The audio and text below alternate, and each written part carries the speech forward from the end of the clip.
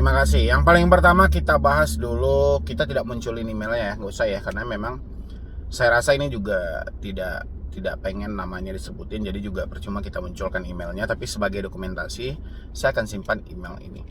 Mohon bantuannya Pak, saya punya hutang pinjol di aplikasi Kredivo dan Akulaku. Tapi saya udah 1 bulan lebih nggak bayar dan saya tidak mampu bayar lagi semua hutang-hutang itu. Dan setiap hari dapat telepon dan pesan WhatsApp, tapi saya tidak pernah respon sama sekali setiap ada panggilan dan pesan WhatsApp. Oke. Di sini Anda terjebak di 2 pinjol ya, Kredivo dan Akulaku, tapi udah 1 bulan lebih nggak bayar.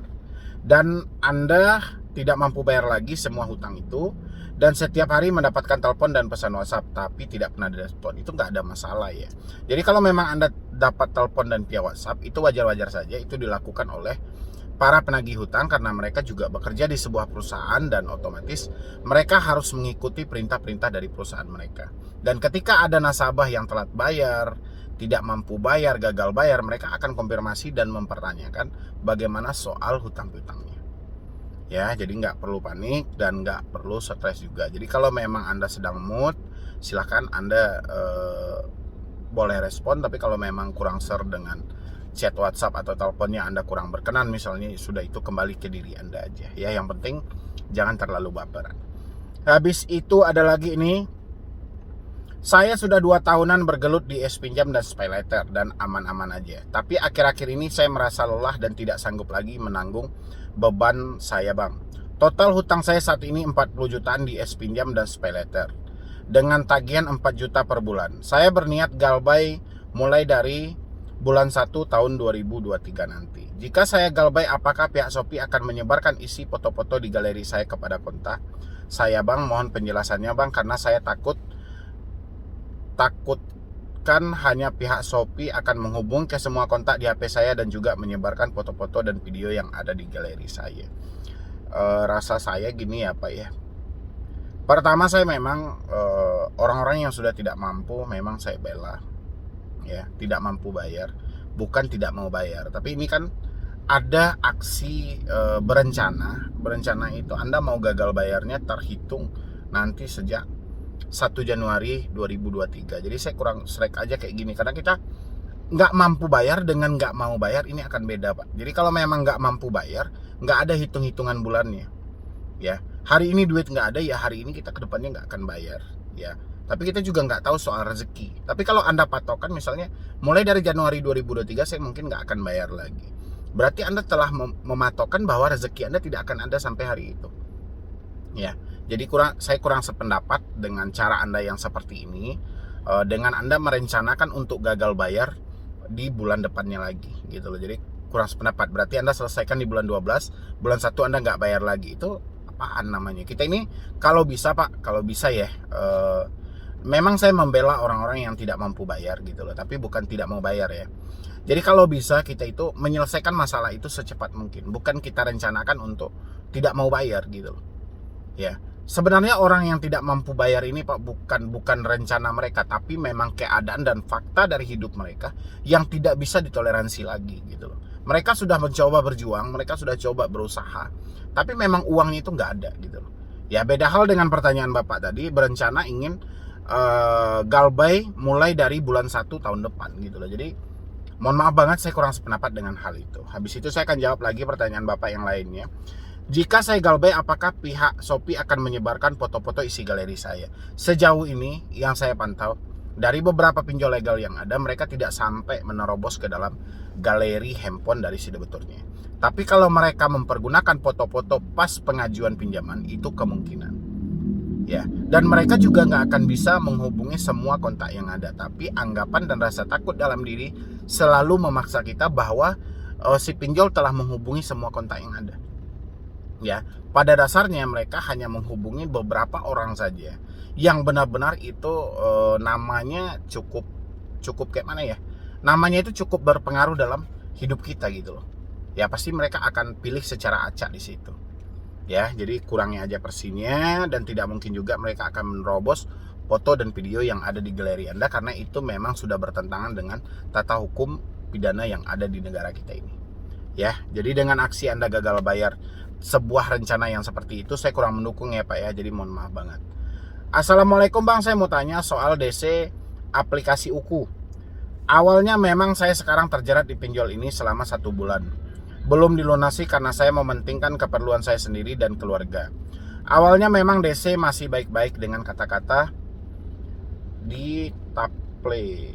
Cuman ada satu DC yang mengaku jadi kurir pengantar barang berniat untuk antar paket. Nanya alamat langsung, saya ditanya kapan bayar hutang di UKU. Lama-lama saya debat kok tiba-tiba jadi ngancam disebarluaskan dan dengan kata-kata yang kasar.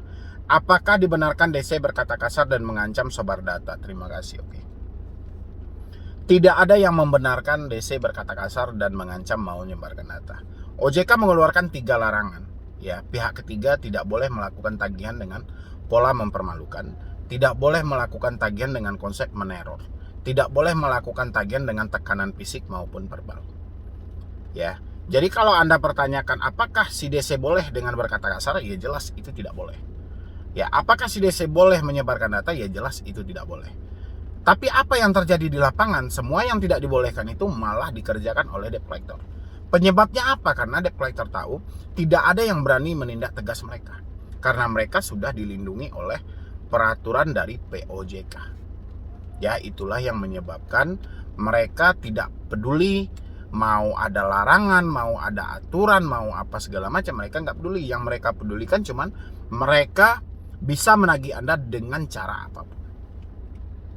Ya, jadi kalau konsepnya mereka menyamar sebagai kurir pengantar barang, itu hal-hal itu memang sudah hal lama sebenarnya.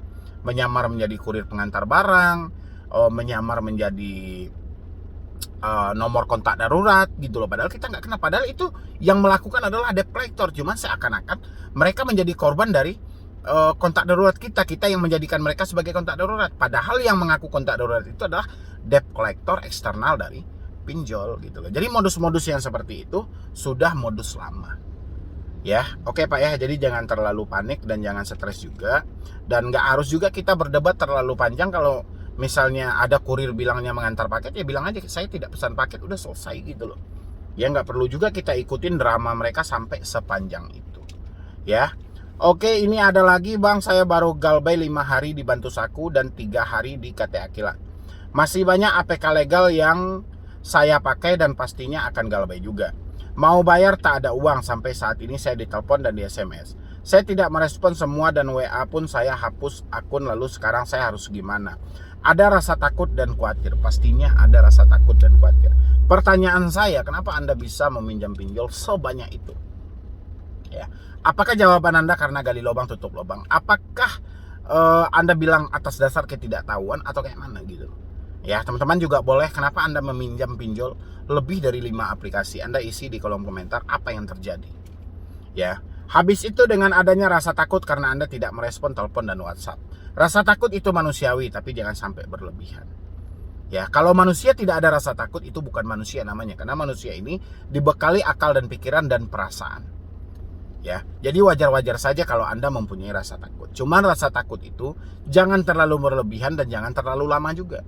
Kenapa? Karena kita masih ada permasalahan hutang yang belum terbayarkan. Ya, jadi kalau setiap hari kita dihantui dengan rasa takut, dengan rasa cemas, kapan Anda mau usahakan hutang ini? Kapan Anda mau berusaha untuk memenuhi kebutuhan hidup Anda? Ya, jadi soal rasa takut itu biasa-biasa aja, tapi jangan terlalu berlebihan. Ya, oke Bu ya. Ini ada lagi, Assalamualaikum Bang, izin nanya, disensor saja ya Bang, saya mau sedikit cerita. Saya terjebak di 8 aplikasi pinjol. Ada kami, EasyCash, Kredit Pintar, Rupiah Cepat, Pinjam Yuk, Pinjam Duit, Bantu Saku, Uatas. Saya awalnya pinjam untuk bayar SPP kuliah karena ortu lagi kena musibah dan tidak bisa meneruskan kuliah saya. Awalnya saya berani pinjam karena saya ada sampingan jadi barista, tapi sekarang saya sudah tidak bekerja lagi, jadi saya tidak ada pemasukan. Saya putuskan untuk galbay semua dengan total 20 juta. Karena dari awal sudah jalan galop, itu yang awalnya 5 juta jadi membengkak dan saya orangnya cuek Bang. Tidak peduli dengan teroran, tapi tadi kondar saya dihubungi, tapi tidak masalah karena itu masih keluarga saya, ibu dan adik. Resiko apapun saya terima Bang, asalkan tidak sebar data karena di kontak saya banyak nomor dosen dan nomor orang lain yang Saya tidak tahu. Oke, saya jawab dulu ya. Resiko apapun Anda terima, tapi asalkan jangan sebar data ke nomor kontak dosen dan nomor orang lain yang saya tidak tahu. Ya, nggak bisa kita membatasi hal-hal seperti itu. Kalau Anda sudah menerima resikonya, semuanya harus Anda terima. Mau sebar datanya ke dosenmu, apa, terserah. Yang penting dengan adanya satu sebar data, ada satu alasan Anda tidak perlu bayar lagi di aplikasi itu. Tapi Anda tidak bisa membatasi soal pergerakan ini.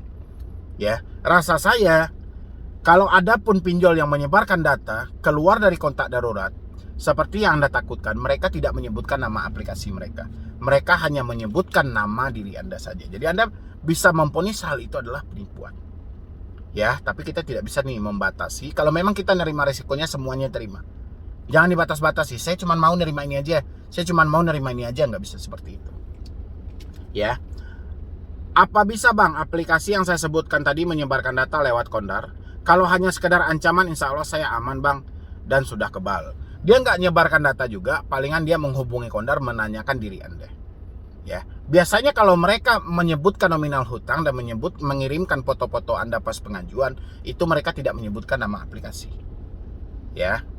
Oh ya, satu lagi bang, saya juga sudah jual motor untuk keperluan kuliah, terus saya ambil lagi dengan sistem kredit di leasing, ternyata ditolak karena katanya ada nama di aplikasi pinjol. Padahal pada saat itu saya belum galbay, masih rutin bayar. Kok bisa ya bang, nama saya sudah jelek di leasing? Makasih bang, maaf ceritanya agak panjang, saya selalu motivator mental. Oke. Pinjol itu bukan data Anda yang jelek, tidak. Karena pinjol itu dengan leasing ada keterikatan sebuah akses. Ya, karena mereka leasing, pinjol itu dua-duanya adalah non bank. Ya, jadi mereka ada tempat akses, ya, tempat akses untuk melihat riwayat data orang ini.